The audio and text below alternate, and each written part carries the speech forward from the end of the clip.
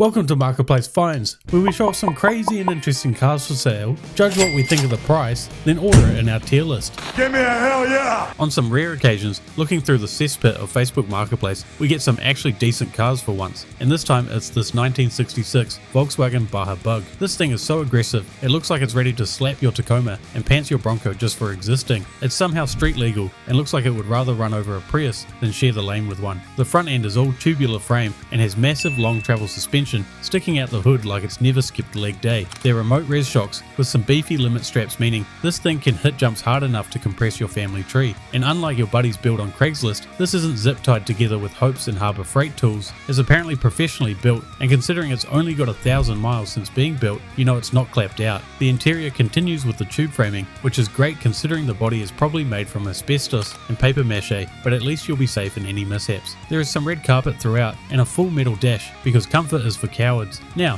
for the engine, you get a fresh 2,160cc Volkswagen engine, pushing a verified 112 horsepower, which might not sound like much to your Hellcat buddy, but you try putting down that power in a 1,500 pound Bug. The seller is after $18,000, which seems very high, but in all honesty, I have no clue on the prices of these things. For the build alone, it's getting an approval ribbon. Somewhere in Rancho Cordova, California, a German luxury sedan went through an identity crisis so severe, it emerged from the other side looking like it got jumped by both Initial D and a Walmart's Hot Wheels aisle. This was once a stately 1992 Mercedes Benz 190E, a car that helped solidify the brand's rep for building small sedans that felt like tanks. Let's start with the eyesore fender flares that stick out further than your beer belly, and of course has never been paint matched to the rest of the body. And we can't forget the homemade looking wing on the back that the only downforce it's providing is because of the sheer weight of disappointment it's carrying. The front end looks surprisingly factory, minus the plastic dipped grille and emblem, and watch out guys, look at the window banner. We've got a self-reported troublemaker here, but that's because poor life decisions wouldn't fit on the windshield. Inside, things get worse. The driver's seat has been replaced with a red bride bucket because nothing says race car like 130 horsepower through an automatic transmission. And to no one's surprise, the owner has sticker bombed most of the interior just to hurt your eyes a little bit more. They are after $3,000, which is honestly a good price, and hopefully it won't be too terrible to turn it back into its once iconic look. But for what the seller's done to it, it gets a clown sticker.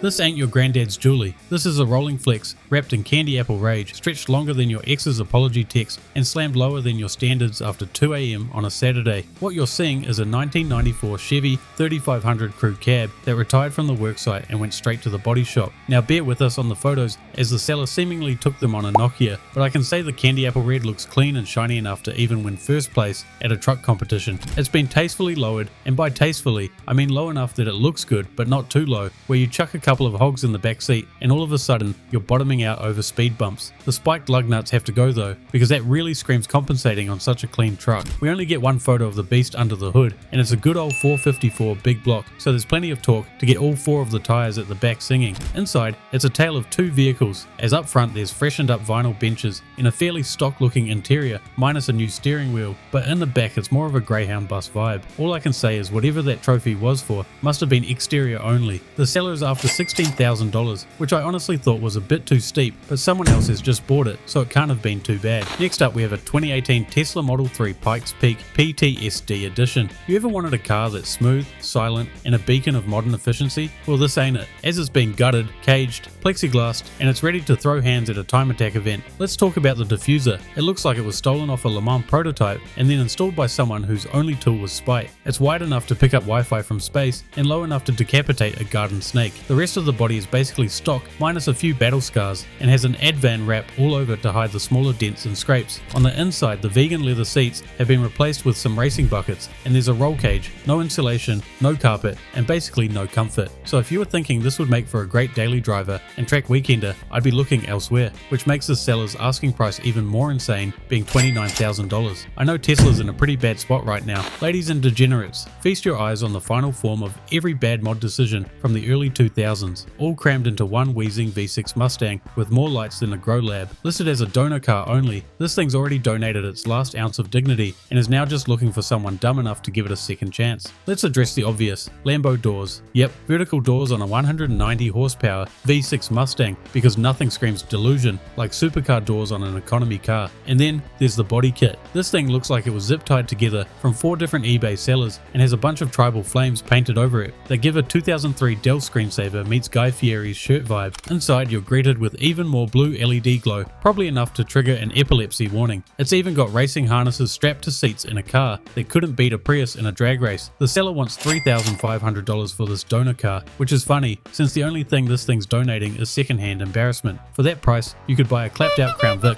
a month's supply of gas station burritos, and still have change for therapy.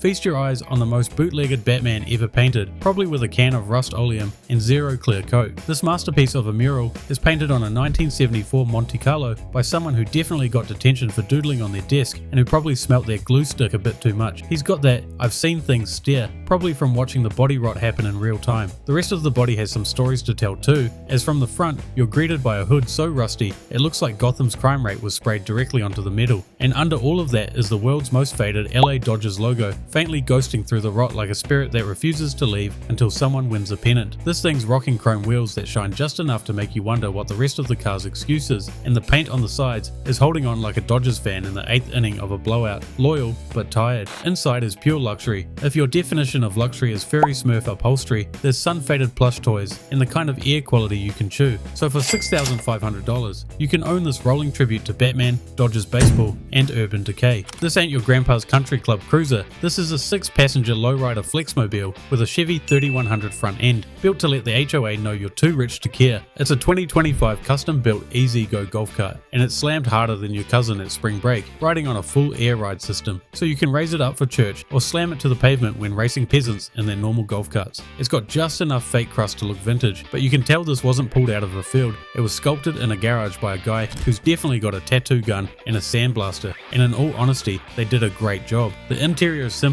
but clean, with diamond plate floors, stretched vinyl benches, and a 36-inch soundbar just in case you want to annoy your neighbors on the way to the course. This cart is ridiculous, unnecessary, and absolutely incredible, but for the $12,500 asking price, it's definitely not cheap. If you've ever thought, man, I wish my car looked like it was illustrated by a Mountain Dew fueled 8th grader who just discovered sci-fi, then congratulations, your chariot awaits. It's a 2014 Dodge Challenger RT that's dipped in enough airbrush testosterone to legally qualify as a bodybuilder. We've got transformers, we've got skulls, we've got flames, we've got it all. The paint job really does tick all the boxes, and it slams so low, it doesn't scrape speed bumps, it autographs them. Now if you thought the exterior was insane, get ready for air damage insanity as you open the doors and are greeted by what can only be described as a scary amount of speakers. If you manage to make it past the air assault, you'll be blinded by even more red LEDs. But the absolute cherry on top is the TV screens implanted in the headrests. You know these are usually put in the back of the headrests for your passengers? Well, seeing as this is a coupe, the owner decided that wasn't going to stop them flexing. So now if you get in a crash, you can get some extra glass shards in the neck when you get hit with some whiplash. The seller is looking for $15,000, which honestly seems like a solid price, especially considering how well it's been taken care of compared to most of these cars. You definitely can't tell, but this was once a humble 2004 Volkswagen that now looks like what I can only imagine was a budget reproduction of the Kildoza. This used to be a little sporty sedan, but now it has been re-engineered from the ground up into a cross between a Baja Bug, a DIY MRAP, and an unlicensed Gotham City prop.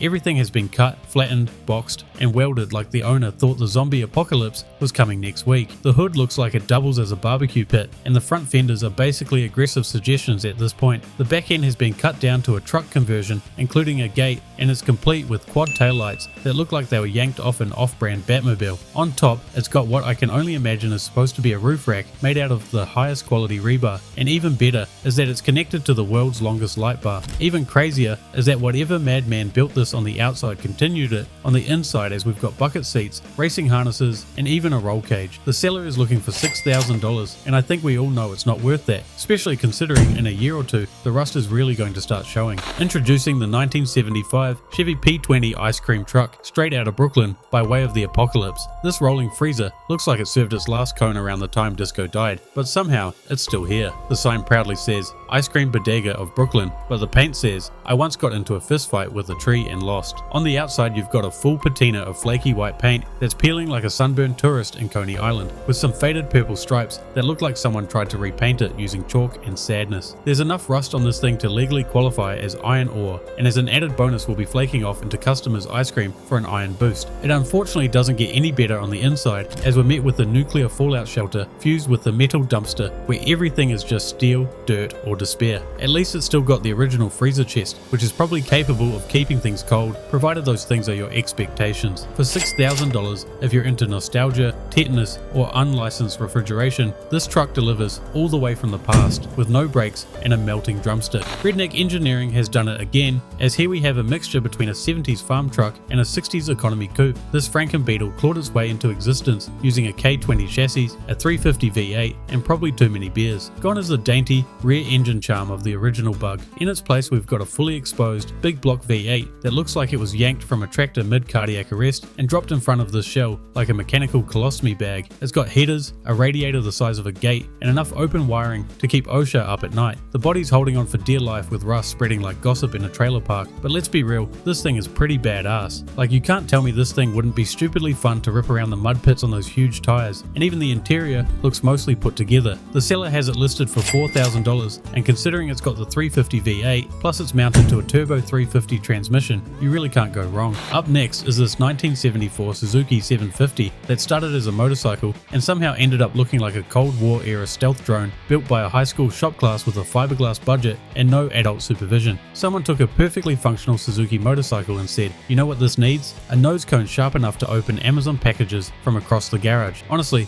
it looks like it would do Mach 3 if it weren't for the missing engine, transmission, wiring, brakes, and the general concept of functionality. There's no mention of what parts come with this nightmare of a project, so it's kind of like buying a Lego set from a crackhead with no instructions and missing half the bricks. For $1,300 you could buy the reason your wife finalizes the divorce. What you're looking at is a 1986 Nissan D21 that has been converted into a full-blown hydraulic circus act with a Raiders altar in the cab. Let's start with the bed. This thing doesn't just lift, it contorts. It'll dump and tilt sideways like it's trying to escape the frame and make everyone within a 100-foot radius snap their neck to watch the show. The interior has been gutted and redone with more Raiders branding than the team's locker room, and although a bit over the top, it honestly looks great. Even though it's basically a fresh build with all new parts, the seller is asking a huge $15,000, which seems a bit excessive in my opinion. This next vehicle might just be where Elon Musk got his idea of building the Cybertruck from. It's a Fairmont Motorc that the seller proudly claims they don't know anything about this rail car, and after looking at it, we believe them. Now let's be clear, this thing isn't technically a car. It's not a truck, it's not even a train. It's more like if a Cybertruck had a $12 budget, lost its job, and started squatting in a rail yard. The exterior is styled in that hot new urban decay aesthetic with its pitted metal, moss, and mold collection. Inside, you'll find what looks like a Cold War submarine's command center, minus the functionality, and the only thing this dashboard is missing is a Geiger counter. To be fair, this thing wasn't built for comfort, it was built to haul sweaty dudes with sledgehammers, which is exactly why it's in this video, because who in their right mind would buy something like this? The number of railways this could even be used on is minimal, and I can only imagine it would be a pain to even get it on the tracks in the first place. Either way, the seller is after $2,500 when it should probably just go to the scrapyard. Here's how the final tier list ended up. Let us know what we got right, what we got wrong, if there's anything you'll change around. Otherwise, thanks for watching, make sure to like and subscribe, and I'll see you guys in the next episode.